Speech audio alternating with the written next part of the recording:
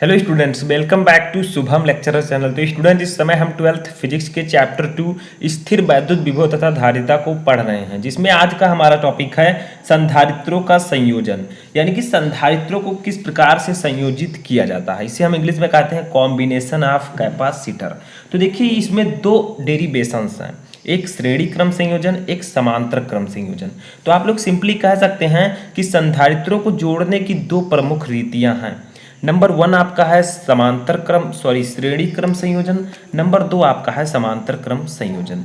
इन दोनों माध्यम से हम संधारित्रों को आपस में जोड़ सकते हैं। तो देखिए, इनका अलग अलग डेरिवेशन है, अलग अलग इनका फार्मूला हमें प्रूफ करना है, जो कि आपको जो आपके न्यूमेरिकल्स हैं वो सॉल्व करने में यूजफुल होंगे। तो देखिए, सबसे पहले हम इस वीडियो में पढ़ेंगे श्रेणी क्रम संयोजन। ठीक है, इसको चित्र के साथ हम इसके फार्मूले को डेरिवेट करेंगे, यानी कि ये एक डेरिवेशन है। तो आप लोग अच्छे से देखते रहिए ताकि आपको अच्छे से समझ में आ जाए।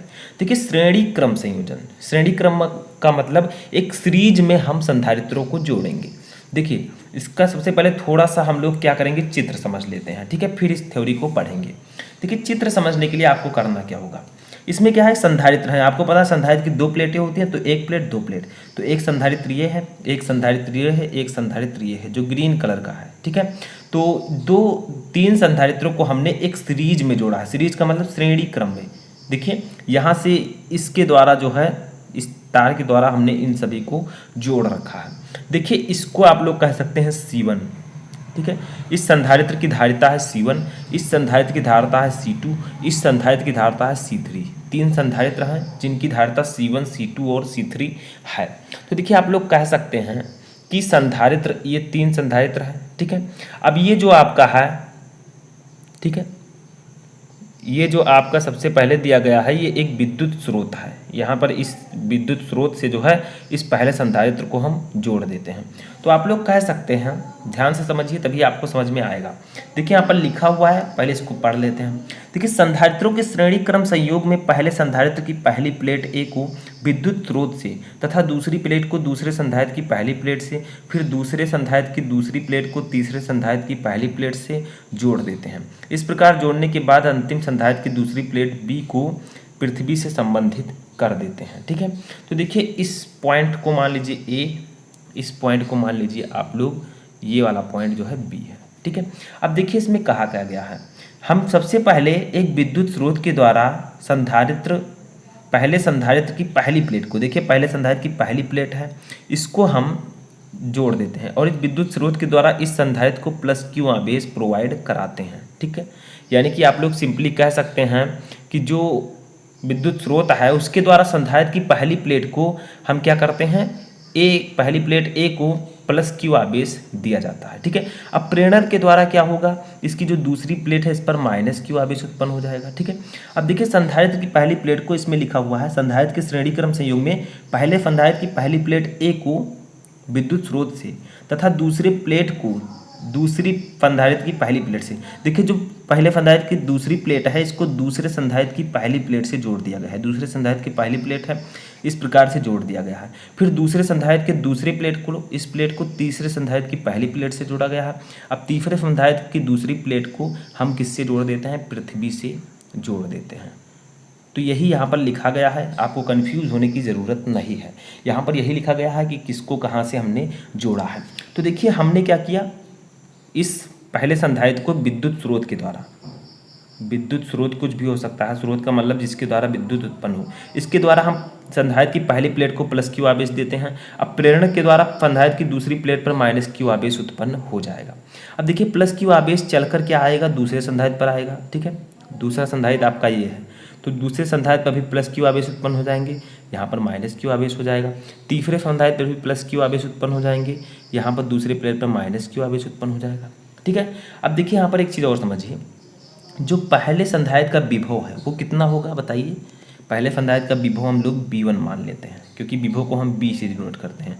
दूसरे संधारित्र का जो विभव है उसको हम मान लेते हैं, दूसरा संधारित्र यहाँ पर है, तो इसको हम मान लेते हैं B2। ठीक है, क्या मान लिया हमने, B2।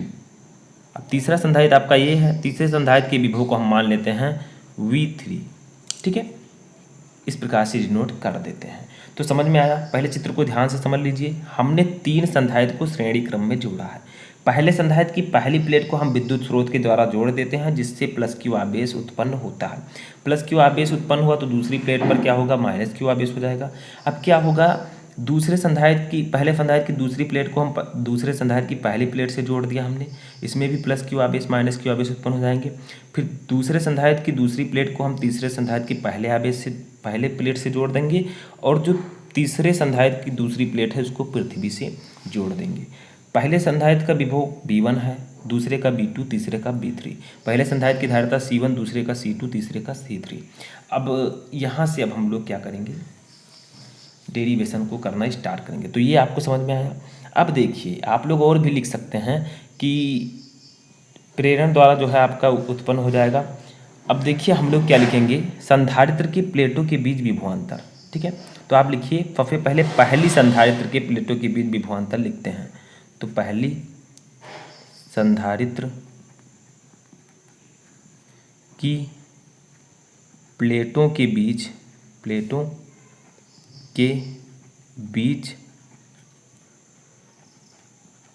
विभवांतर। ठीक है, सबसे पहले हम पहले संधारित्र की प्लेटों के बीच विभवांतर निकालेंगे। तो देखिए एक फार्मूला मैं आपको पहले मैंने बताया था, Q equal to C V. ठीक है, Q equal to C B, और C इक्वल टू क्या बताया था मैंने, Q अपान बी। ठीक है, C equal to Q upon V. तो देखिए सबसे पहले हम क्या करेंगे, यहाँ पर अगर V इक्वल टू हम निकालें तो क्या आ जाएगा, B इक्वल टू निकालें तो देखिए V इक्वल टू आपका आ जाएगा Q अपान सी। देखिए V इक्वल टू Q अपान सी। ठीक है, तो हम क्या करेंगे, पहले संधारित्र के विभव को हम मान लेंगे V1, क्योंकि हम पहले संधारित्र के विभव को हम निकाल रहे हैं। तो पहले संधारित्र का विभव आपको यहाँ पर दिया गया है V1। तो V1 इक्वल टू हो जाएगा, मैंने आपको बताया Q अपान सी। तो C है, अब पहला संधारित्र, तो पहले संधारित्र की धारिता मैंने आपको बताई थी C1 है। देखिए पहले संधारित्र की धारिता C1 है, तो इस प्रकार से हो जाएगा। अब इसी तरह से हम दूसरे संधारित्र का निकालेंगे। तो दूसरे संधारित्र की प्लेटों के बीच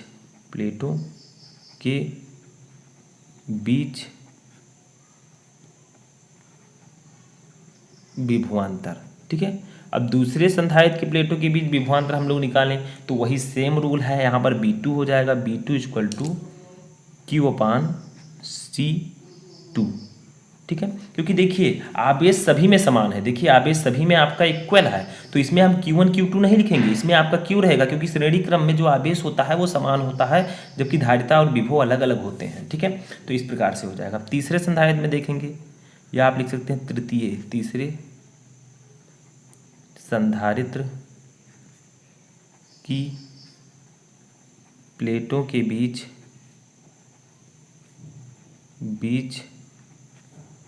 विभवांतर। ठीक है, तीसरे संधारित्र का भी ऐसा हम निकाल लेंगे। तीसरे संधारित्र का आप लोगों का क्या हो जाएगा, B3 equal to Q upon C3, Q upon C3। अब देखिए हमें एक काम करना है यहाँ पर, वो काम क्या है, अब कुल विभवांतर हमें निकालना है। ठीक है, A व B के बीच कुल विभवांतर। देखिए ये है बिंदु, ये B है, इनके बीच में जितने भी संधारित्र हैं इनका कुल विभवांतर हमें निकालना है। तो आप लिखिए बिंदु A व B के बीच कुल विभवांतर। ठीक है, कुल विभवांतर। तो कुल विभवांतर के अगर हमें निकालना है तो कैसे निकालेंगे, देखिए हम क्या करेंगे, V इक्वल टू कुल विभवांतर को B से डिनोट करेंगे। B equal to B1 plus B2 plus B3, तीनों को जोड़ देंगे, आपका जो विभवांतर है कुल A और B के बीच जो विभवांतर है वो निकल आएगा। ठीक है, B1 B2 B3 को जोड़ दीजिए, कुल विभवांतर आपका निकल आएगा। तो चलिए देखते हैं।